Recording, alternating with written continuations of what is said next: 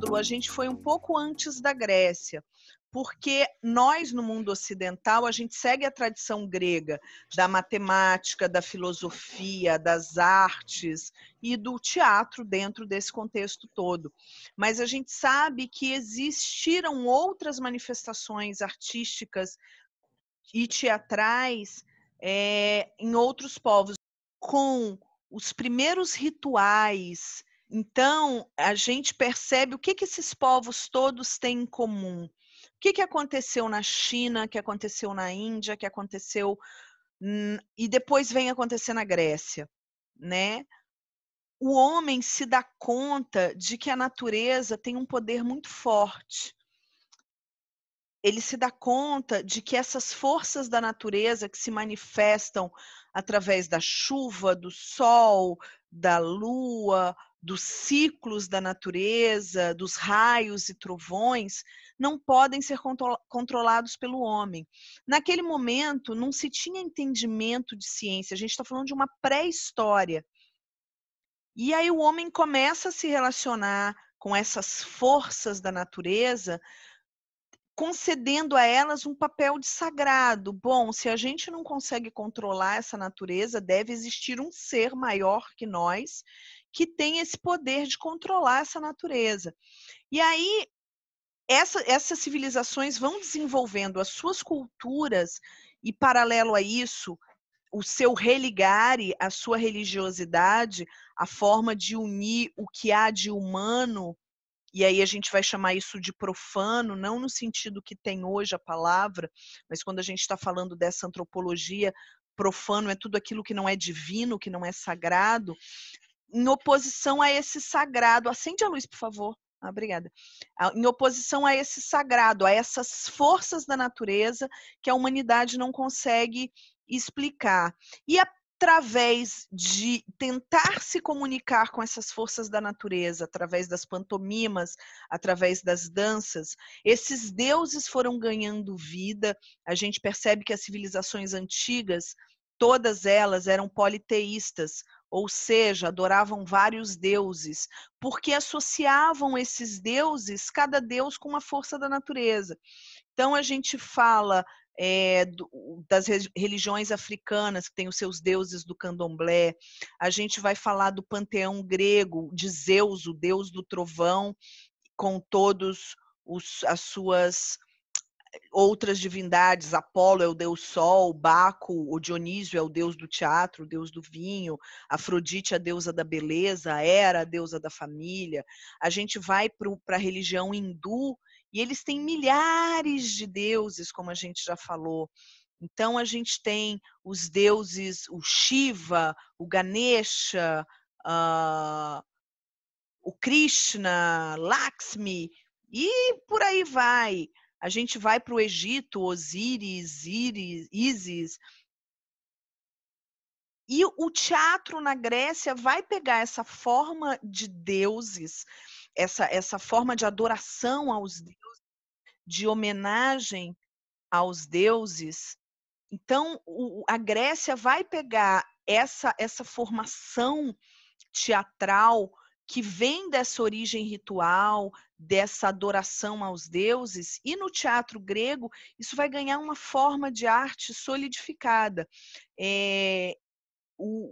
A civilização grega, ela vai desenvolver muito do que a gente vive hoje. A política que a gente vive hoje é baseada na política grega. A filosofia nasceu na Grécia. A matemática, tiveram muitas coisas desenvolvidas na Grécia. E principalmente as artes, né, que é a área que nos interessa aqui, vai vir dessa Grécia, desse momento grego. Então, a gente falou da importância desse teatro grego, e aí vai acontecer o quê? Por volta de 134 a.C., essa civilização grega, ela vai ser conquistada pelo Império Romano. Ai, ai, ai, este Império Romano, que é o assunto que a gente vai tratar hoje. Desse teatro em Roma, como aconteceu o teatro em Roma? É a primeira vez que a gente vai ter, na história do teatro, um teatro que nasce, em certo ponto, desvinculado dessa religiosidade, desvinculado desse desejo de adoração aos deuses. Os romanos, eles são um povo muito ligado à guerra e ao poder. O Império Romano, ele vai se dar a sua expansão, não sei se vocês lembram das aulas de história, também não sou professora de história geral, mas a gente, né, estudando história do teatro, a gente acaba tendo que olhar um pouco para a história daquele povo que a gente está estudando teatro. Então, a gente percebe que a expansão do Império Romano, ela vai se dar visando conquistar territórios, conquistar riquezas e escravizar os povos conquistados para conseguir, assim, manter a sua hegemonia, manter o seu poder. E para manter esse poder, você precisa ter o povo no cabresto. Então, o Império Romano, ao mesmo tempo que eles tinham essa violência muito grande, eles desenvolvem uma coisa que foi batizada de, em latim, panis et circense, que nada mais é do que a nossa velha política do pão e do circo. Que, ou seja, um povo que é minimamente alimentado e que tem diversão, ele não vai trazer questionamentos políticos. Então, no Império Romano vão se desenvolver as arenas e os circos, onde eles estimulavam as lutas de gladiadores, os esportes com animais, as corridas de bigas e quadrigas. Bigas são carroças puxadas por 2 cavalos, quadrigas puxadas por 4 cavalos. Depois, com o advento do cristianismo, a gente vai ver um pouquinho como é que o cristianismo vai interferir no teatro do Império Romano. Muitos cristãos eram colocados nessas arenas para servir de espetáculo para o povo romano.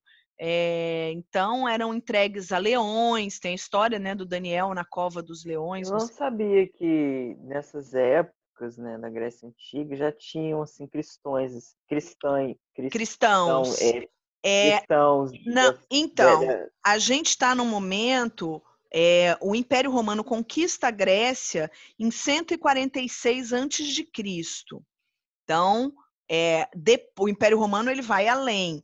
Cristo nasce e aí estipula, naquela época ninguém ia contando decrescente, né, gente?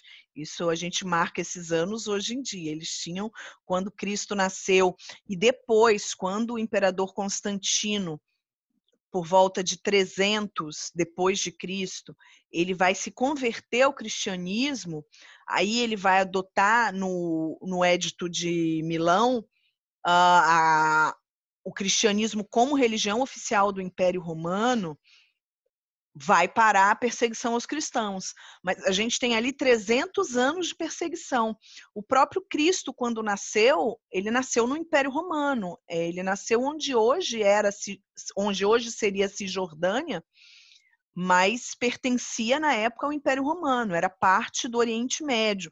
Então, o Império Romano ele se expandiu pela Europa praticamente inteira, o norte da África e o Oriente Médio. Desculpem, deu um pouquinho, falo muito, né? Se vocês quiserem me interromper a qualquer momento para perguntar, tá bom? Fiquem à vontade. Então, esse império vai se dar desse jeito. Eu vou trazer aquele nosso PowerPoint. Vocês acharam que hoje eu não ia ter PowerPoint para vocês, né? Que eu ia ficar aqui só falando. Não que eu seja uma professora que precisa do PowerPoint para falar. Vocês já perceberam que não é o caso. Mas é bom que ajuda vocês a visualizarem um pouquinho, né? Aqui a gente tem logo de cara uma imagem de um teatro romano. Daqui a pouco eu vou falar um pouco das diferenças, o teatro enquanto arquitetura, né? Não o espetáculo. Então, era um teatro, vocês podem ver, de semi-arena, muito parecido com o formato do teatro grego.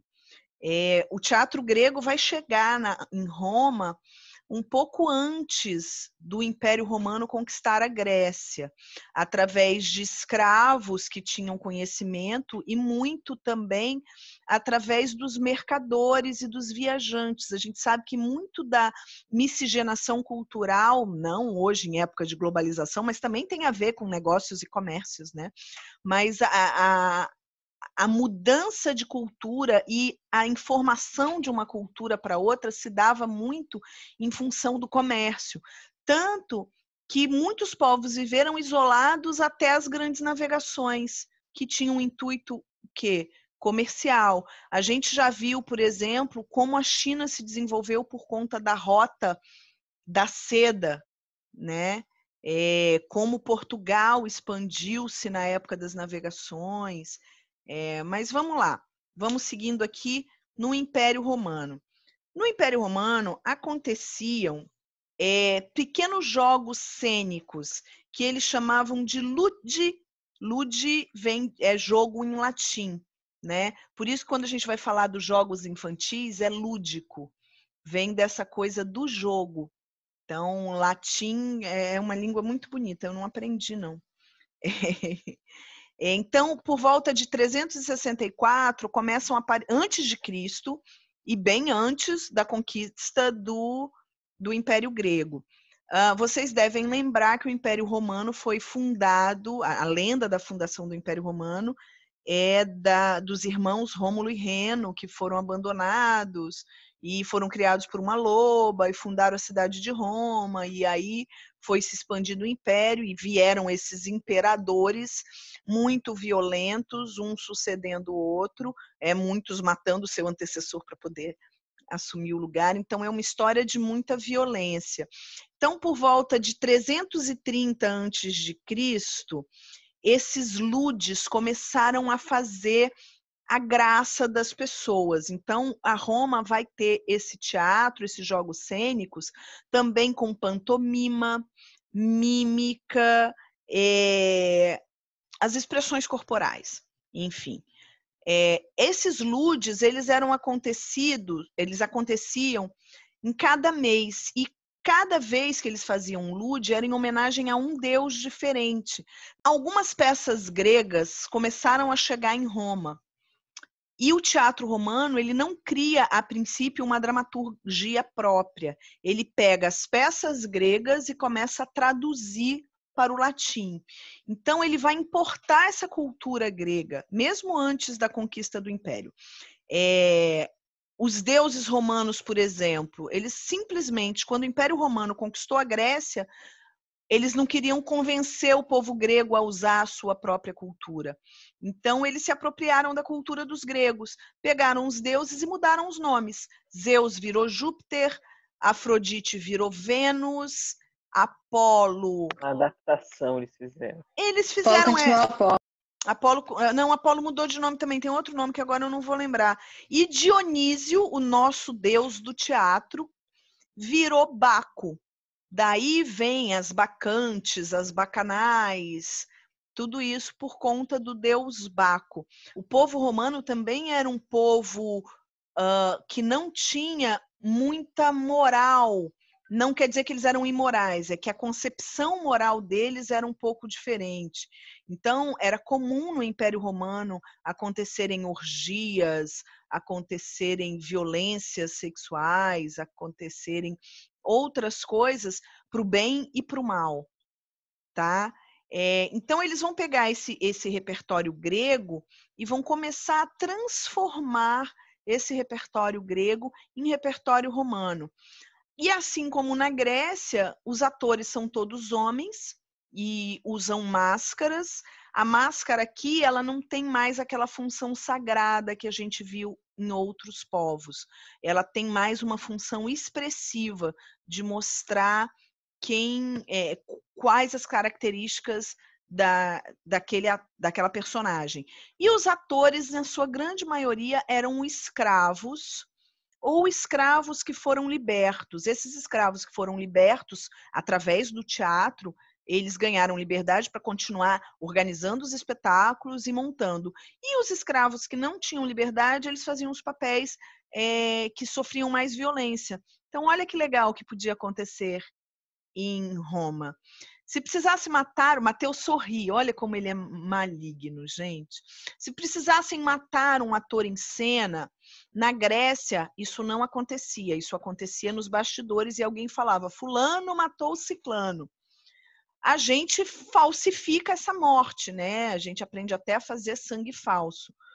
Os romanos não, já que eram escravos, matava-se o escravo. Teatro totalmente realista. Misericórdia. Matava-se o escravo em cena e na semana seguinte tinha um outro escravo para fazer aquele papel.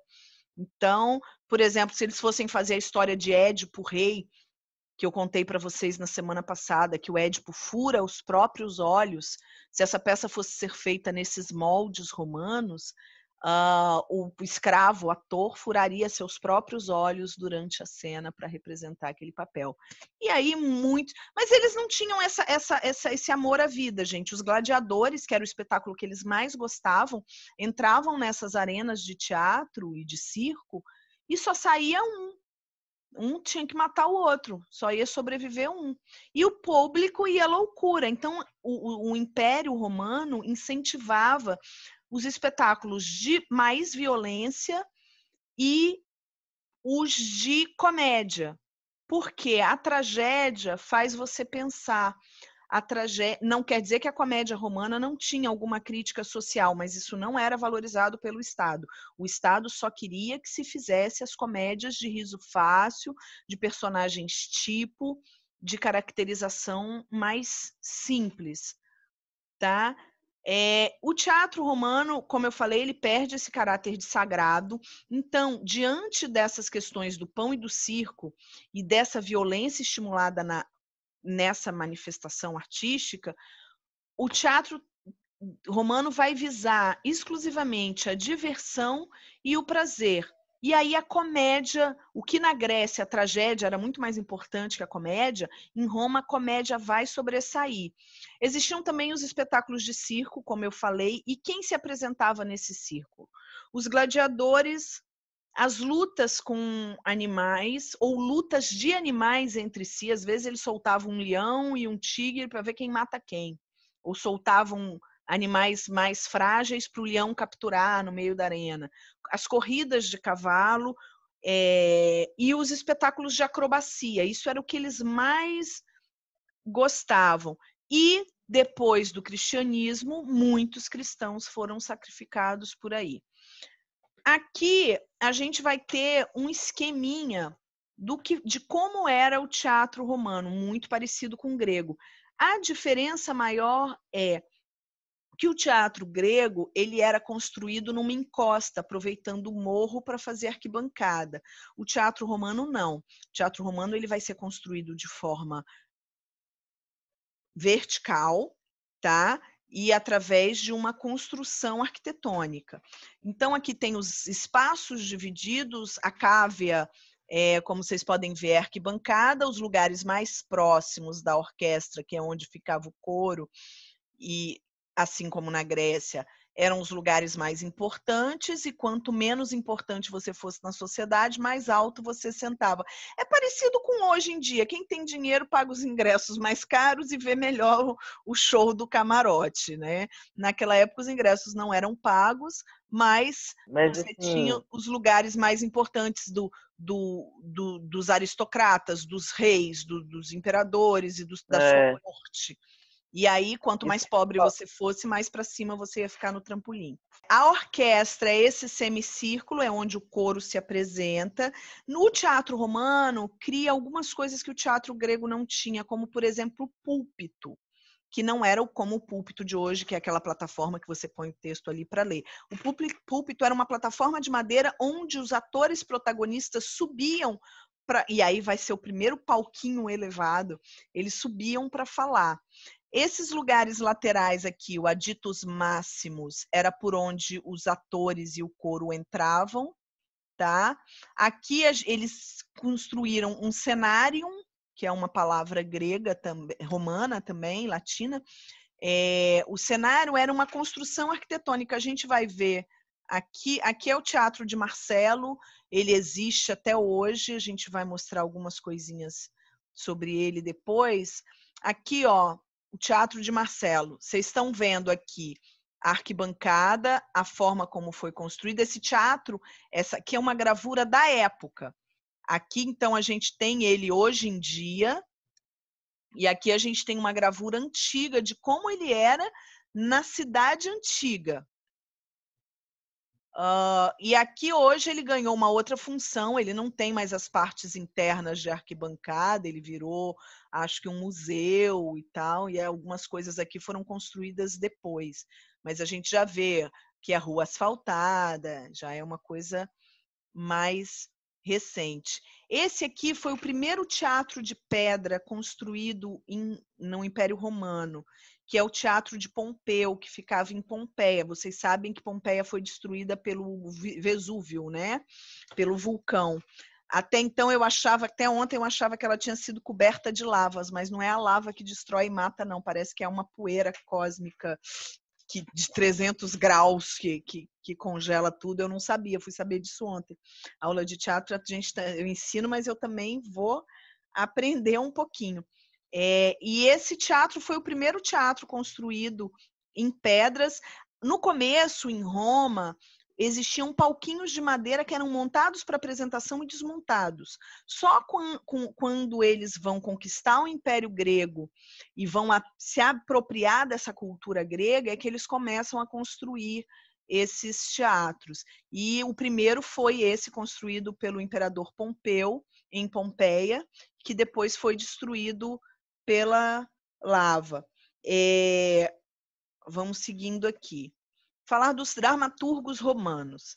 Eles tiveram alguns escritores de tragédia romana antes da comédia explodir, mas não teve tanto valor e a gente não tem muitos textos dele. Eu podia destacar o Lívio Andrônico, que também foi historiador e também foi filósofo, o Gneu Névio e o Quinto Ênio. O Quinto Ênio, a gente ainda tem alguma peça dele perdida por aí.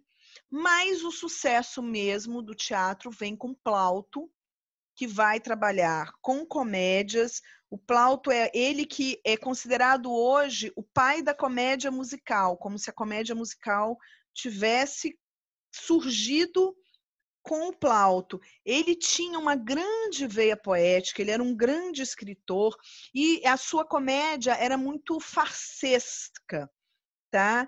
Ele imitava os gregos sem fazer segredo nenhum.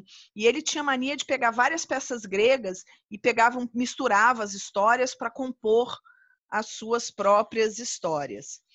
Depois dele veio, assim, né? O Terêncio. E aí o Terêncio já fazia algumas coisas para classes mais altas. O Terêncio caiu nas graças minha trava-língua. Caiu nas graças das classes mais altas do Império Romano. E aí o seu teatro era considerado um pouco menos sério que o teatro do Plauto, porque ele era realmente um teatro comercial, que hoje a gente chamaria de teatro comercial. E depois eles tiveram, sim, um grande escritor de tragédias, o Sêneca, que nasceu no ano 4 a.C. e morreu em 56 depois de Cristo. Foi contemporâneo de Cristo, então, né? 4 anos mais velho que Cristo, e morreu um pouco depois. Ele influenciou vários dramaturgos até de hoje em dia. Entre a sua produção, ele escreveu inúmeras cartas, falando inclusive de ciência, de biologia, escreveu os diálogos e as suas tragédias. As principais tragédias do Sêneca foi Otávia, que ele vai contar, e é a primeira vez que alguém vai falar da história romana dentro de uma tragédia romana. Até então eles estavam repetindo as tragédias gregas, e ele vai escrever essa tragédia sobre a fundação de Roma e o início do Império. E aí ele vai trazer o Hércules e o Tiestes, que são duas lendas gregas, que vão aparecer também para ele aí. E aí, nesse período, como a gente viu, Sêneca é de 4 a.C., acontece o quê? O nascimento de Cristo e depois a sua crucificação, que isso vai mudar muito o Império Romano. Então, o Cristo nasce dentro do Império Romano E esses cristãos vão falando Uma dúvida. Fala, Mateus.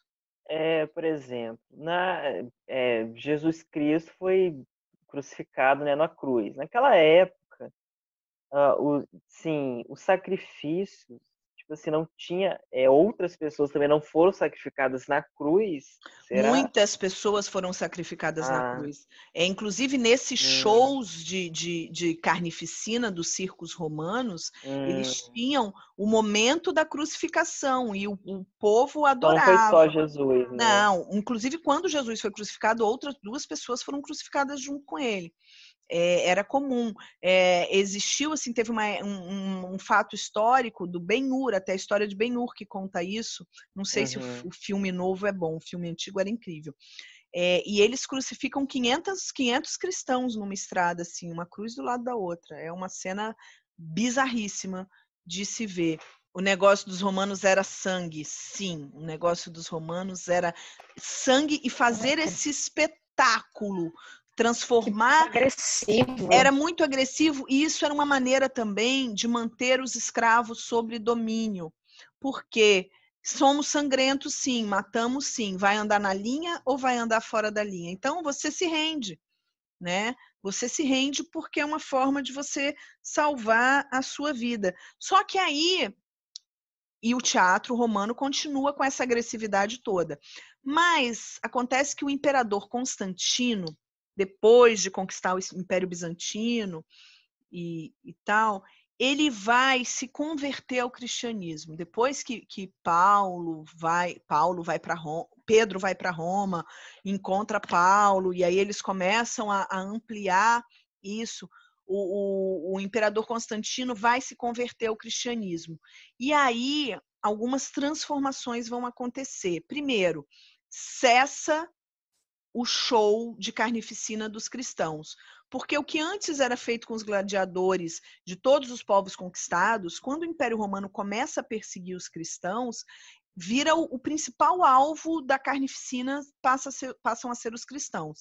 Então, quando Constantino se converte ao cristianismo, ele, ao mesmo tempo que ele proíbe isso tudo, ele proíbe essa carnificina, e aí ele vai proibir o teatro. E aí o teatro vai acabar. Não tem mais teatro. Teatro na Europa não vai mais existir. A gente sabe que fizeram escondido aqui e ali. A gente sabe também que no Oriente ele não morreu. A gente viu quando a gente estudou o povo islâmico que em alguns lugares do povo islâmico que ainda eram dominados pelo Império Romano, eles faziam apresentações de circo e de acrobacias e mímicas escondido do Império Romano. Então, isso continua acontecendo de uma forma que a gente não tem muita documentação sobre quem escrevia, quem eram os atores, como eram as peças. Porque era proibido, era escondido, e a gente não vai ver. A gente sabe que a comédia dell'arte vai aparecer durante a Idade Média, então a Idade Média vai ser considerada a partir de 300 depois de Cristo, quando acaba o Império Romano, ou quando Constantino se converte ao cristianismo, né, e transforma esse império, e depois esse império vai entrar em decadência, e vai até o Renascimento. Tá? Então, nesse período, a igreja vai se constituir como igreja, como instituição, porque até então ela não era uma instituição, e no Edito de Milão, o Constantino vai declarar o cristianismo uma religião oficial de todo o Império Romano, qualquer outra forma de culto vai ser proibida. Então, os cultos aos deuses estão todos proibidos, o teatro está proibido. E acabou o teatro aí em Roma. Triste, triste, triste. Então, o teatro já acabou um dia. A gente diz, não, o teatro nunca vai acabar, mas o teatro acaba com esse imperador romano, mas depois ele vai renascer, como a gente vai ver mais para frente. E aqui eu trouxe para vocês também o teatro mais famoso de Roma, que é o Coliseu. Ai, tão lindo. Que a gente fica encantado, quem nunca sentiu vontade de conhecer o Coliseu. Aqui eu tenho uma gravura, uma ilustração do Coliseu como ele era, Então, isso aqui, assim como aquele Teatro de Pompeu, aquilo é uma ilustração, uma recriação, aqui também a gente está vendo esse Coliseu como ele era. Aqui já as ruínas, essa foto é bem recente, eu peguei ela no jornal essa semana, falando que o Coliseu finalmente abriu depois da pandemia. E aqui a imagem interna do Coliseu como ele é hoje. Então, a gente vê essa parte embaixo, por exemplo, aqui, não sei se vocês veem o mouse do computador passando aqui. Essa era uma parte subterrânea, que era coberta de terra, assim, né? E aqui embaixo era onde os animais e os escravos viviam. Isso tinha ligação por aqui com vários corredores internos que passavam por baixo da arquibancada. Tá? Então, aqui já é uma arena. A gente viu que os teatros tinham esse formato de semi-arena e os circos, saí de tudo. E os circos tinham aquele formato de arena. Bom, o Império Romano, ele tem essa importância por primeiro fazer um teatro ocidental fora da religiosidade, fora dessa relação religiosa. A gente também consegue ver que ele foi um teatro usado como ferramenta do Estado romano para, através da sua política do pão e do circo, conseguir manipular esse povo, e também vai ter essa importância porque vai proibir o teatro de acontecer com a instituição da Igreja Católica, ligando o poder da Igreja ao poder do Estado, que a gente vai ver que isso vai ser um grande problema na Idade Média. Começa aí.